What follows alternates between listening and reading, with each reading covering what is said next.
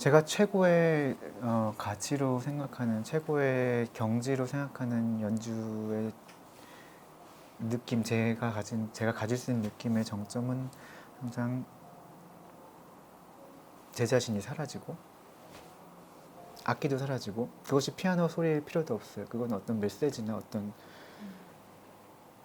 이 우주나 세상의 소리, 어떤 거가 표현이 돼야지 꼭 피아노로 소리가 날 필요는 없어요. 그래서 피아노도 없고 저 자신도 없고 이진상이라는 피아니스트도 없고, 단지 그 작곡가의 음악 내지는 그 작곡가까지만 남아있는 게 가장 최고의 순간이라고 생각을 해요. 그래서 어떤 나를 표현한다든지 내지는 내가 무언가를 하고자 하는 욕구가 지나칠 때는 그것이 항상 부작용을 이루고, 내가 사라지고 내가 자유로워지고, 내가 아무것도 없는 정말 유동적이고 어떤 황홀경에 빠졌을 때, 그때야 비로소 진정한 음악적인 가치가 생겨난다고 생각해요. 같은 맥락에서 볼 때 청중들과 소통한다는 것은 청중이 자유롭게 상상하고 그 곡을 이해하고, 이해한다는 거는 그 곡의 그냥 그 텍스트를 이해하는 것도 그렇지만 자기의 반영돼서 자신의 삶 내지는 자신의 지금 현재 상황에 반영돼서 그걸 이해하게 돼요. 그 얘기는 모든 음악과 그 청중 한 사람 개개인은 다른 작용된다는 거고, 다르게 이해를 한다는 거예요. 그런 경우는 아주 많이 있죠. 사실은 누구는 똑같은 연주를 하는데 누구는 이렇게 느끼고 저렇게 느끼고, 그건 당연한 거고, 게다가 제가 예를 들어 너무너무 슬프게 했는데 누구는 너무너무 편안한 음악일 수도 있는 거고, 만약 그 사람이 오늘 여자친구하고 남자친구가 싸웠으면 너무너무 그게 그렇게 애절하고 막 슬프고 내지는 화가 나는 음악일 수도 있는 거고. 그래서 언제나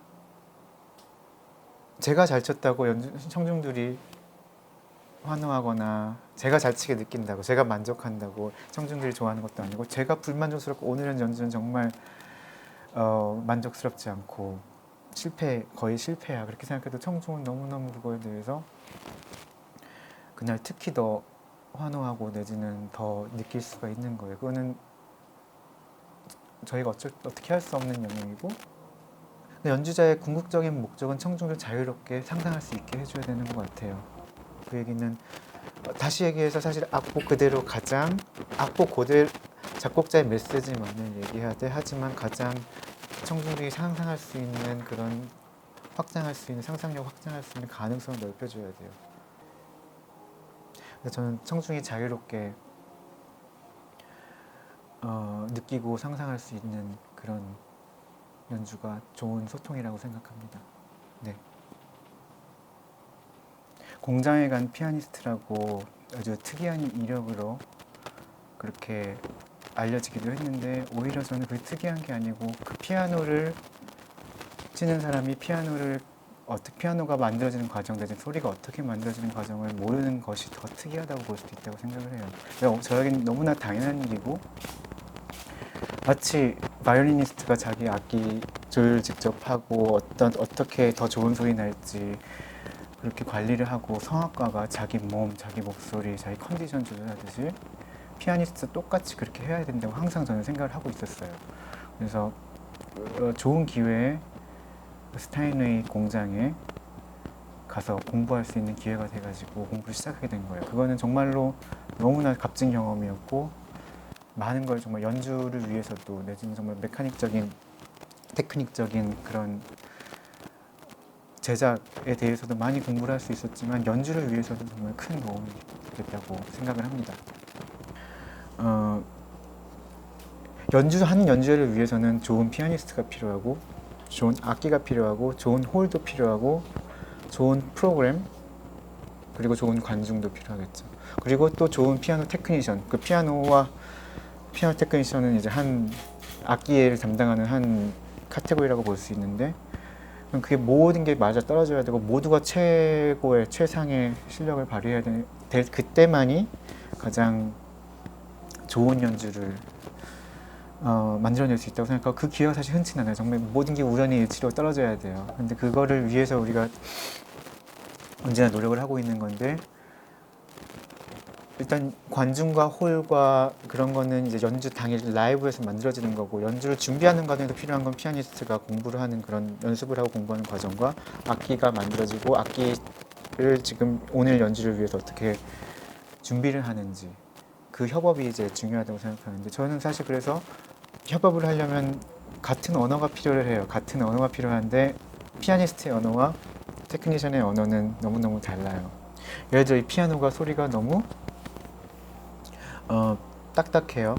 그러면은 테크니션들은 그것을 이해는 하되 저 사람이 무엇을 요구하는지를 모르는 거예요.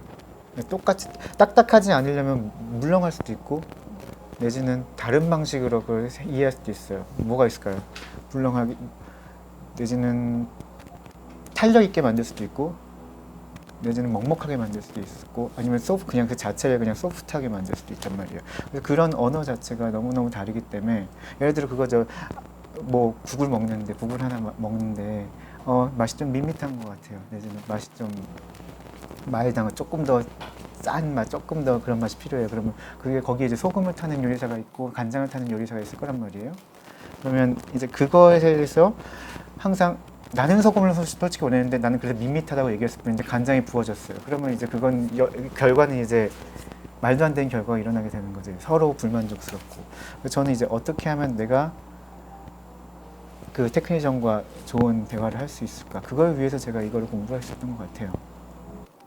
결국 현재 지금 연주를 하고 있지만 지금 현재 더 이상 공장에 들어가서 제작을 하고 있다든지 그런 건 아니고 그만두게 되었는데, 저는 그걸 그만두고 다시 연주자로 돌아왔다고 생각은 하지 않고 여전히 같이 두 개를 다 공부를 하고 있는데, 현재 연주 조금 더 치중하고 연주한테 시간을 할애할 뿐이고, 피아니스트라는 거는 피아노를 연주하는 사람뿐만이 아니고 피아노를 잘 아는 사람, 피아노를 다루고 즐기고 뭐든지 피아노 가지고 활동을 할 수 있는 사람이 피아니스트면, 사실은 그런 의미에서 저는 두 가지 다 저한테는 그냥 피아니스트적인 의미로 다가오지 꼭 연주자냐, 제작자냐, 조율사냐 그렇게 생각하진 않아요. 네. 좋은 조율사는 피아노를 잘 칠 줄 알아야 돼요. 그럼 좋은 피아니스트도 피아노를 잘 알아야 된다고 생각을 해요. 네. 제가 그 칼럼에 쓴 내용, 내지는 제가 배웠던 그 제작 과정에서, 피아노 제작 과정에서 배웠던 내용은 저밖에 몰라요. 피아니스트의 세계에서 저만 경험한 거고, 그걸 저 혼자 가지고 있고 그대로 잊혀두기엔 너무너무 아쉬운 거였어요. 이거는 어쨌건 알려야 된다. 그래서 이걸 꼭 공유를 해야 되겠다. 그렇게 해서 과감하게 그렇게 결정을 해서 글을 쓴 거고, 또 현재 연주에 더 치중하고 다시 제작 과정을 약간 지금 쉬고 있는 과정에서 또 그거에 대해서 다시 또 훈련하지 않고 생각하지 않으면 또 잊혀지거나 또 둔해질 수도 있는 거예요. 그래서 어쨌건 모든 하나하나의 세밀한 기억들을 글로 일단 남겨두고자 그렇게 해서 칼럼을 쓰게 된 거예요. 아주 좋은 기간이었고, 그 몇 년간의 과정들을 다시 모아서 정리를 하게 되는 좋은 기회였어요. 제가 한예종과 첫 인연을 가지게 된 해는 93년도였어요. 학교가 처음 지어졌을 때죠. 1회 예비학교 예술실기 연수과정을 이제 선발할 때 제가 운 좋게 1회로 합격하고, 그때가 제가 초등학교 6학년이었고요. 그 뒤로 그 예비학교를 계속 다니고, 그러고 대학교에 입학하고, 예술영재로 입학을 해서 졸업한 아마 제가 첫 예술영재 졸업생일 거예요. 피아노과에. 그래서 어느덧 그게 제 인생이 돼버린 것 같아요. 가장 중요한 젊은 시절, 학창 시절을 항상 한예종과 보내고, 그것도 한 선생님과 10년 넘게 유학을 갈 때까지 제 인생이었어요. 그냥 그러고서 유학을 가고 외국에서 활동을 한 다음에 또 영광스럽고 운 좋게도 또 이렇게 학교에서 다시 또 후배들을 이렇게 자랑스럽고 정말 멋진 후배들을 가르칠 수 있다는 게 너무너무 감사하고 영광스럽고요. 그래서 감사하죠. 어떻게 이렇게 제 인생의 그냥 처음부터 피아노를 거의 시작한 처음부터 내 피아노 인생은 한예종과 함께라는 그런 느낌을 항상 가지고 있어요. 예. 아직은 제가 교육자로서 드릴 말씀이 많지는 않아요. 교육자의 길을 정말로 발을 겨우 한 발짝 들여놨을 뿐이고, 교육자라기보다 조금 더 먼저 경험한 몇 가지 경험한 사람으로서 그 경험을 공유하고 싶을 뿐이고, 다만 그들이 경험하지 못한 몇 가지 미리 경험한 게, 예를 들어 무대 경험 내지는 이제 외국에서 어떤 유학한 이 우리가 공부하고 있는 어떤 그런 클래식 음악의 고장에서 그런 살았던 경험, 내지는 제일 중요한 건 사실 대중과 소통한 경험이겠죠. 그래서 대중이 어떤 존재인지, 내지는 그럼 그거는 결국 사회하고도 연결이 되는 건데, 그럼 사회가 현재 어떤 예술가에게 바라는 게 뭔지, 그런 거를 그 가능성을 똘똘 뭉친 그 젊은 음악도들에게, 예술도들에게 좋은 자세를 보여줄 수 있는 게 좋은 선생이라고 생각해요. 그러니까 제가 어떻게 어떤 예술가, 내지는 제가 어떻게 어떤 자세로 예술을 대하고 있는지가 굉장한 그들에게는 많은 영향을 받을 수밖에 없을 거예요. 왜냐하면 제가 제 스승에게 그런 영향을 받았기 때문이죠. 저도 제가 보여줄 수 있는 건 제가 예술을 얼마나 진지하게 대하고 사랑하는지, 그거를 보여주는 게 가장 스승으로서 보여줄 수 있는 가장 중요한 영향이라고 생각을 합니다. 네. 그러니까 무브먼트란 말은 움직임이고, 내지는 그 악장의 어떤 성향을 밝히는 건데, 이 악장, 소나타의 악장을 말할 때 무브먼트라고 하잖아요. 그 얘기는 빠르게 기호라는 뜻이에요. 그 얘기가 뭐냐면, 그 당시는 표제 음악이 나온 게 낭만 시기 이후예요. 쇼팽, 슈만, 그때는 정확한 표제 음악 제목이 나오기 시작했는데, 그 전에는 그런 기보 문화나 창작 문화가 일단 항상 무슨 소나타, 모음곡 몇 번, 그게 다예요. 그냥 그렇고, 그거를 나타낼 수 있는 하나의 성향은 사실 빠르기예요. 빠르기. 보통 1악장은 빠르고 2악장은 느리고 3악장은 다시 빠르잖아요. 그래서 그 템포 마킹이 곧 사실 제목으로 인식될 정도예요, 사실은. 그래서 그런 면에서 그런 무브먼트가, 1악장의 무브먼트는 알레그로 비바트입니다. 그럼 1악장의 성격이 다 해결되는 거죠. 그런 의미인 것 같아요. 네, 무브먼트. 제가 사실은 결혼식 청첩장을 좀 특이하게 하고 싶었어요. 좀 예술적으로. 그래서 생각을 많이 했는데 첫 마디에 그냥 소나타 악장 기호를 한 거예요. 그렇게 딱딱딱딱 4줄 4악장짜리. 제 인생을 어떤 무브먼트로 치냐 그러면 4악장짜리 인생이고요. 1악장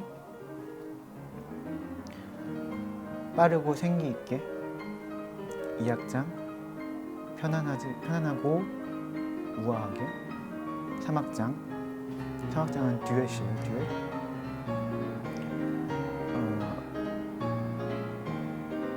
매우 사랑스럽게, 4악장 에너지가 넘치고 격정스럽게 끝까지. 그게 제 4악장입니다.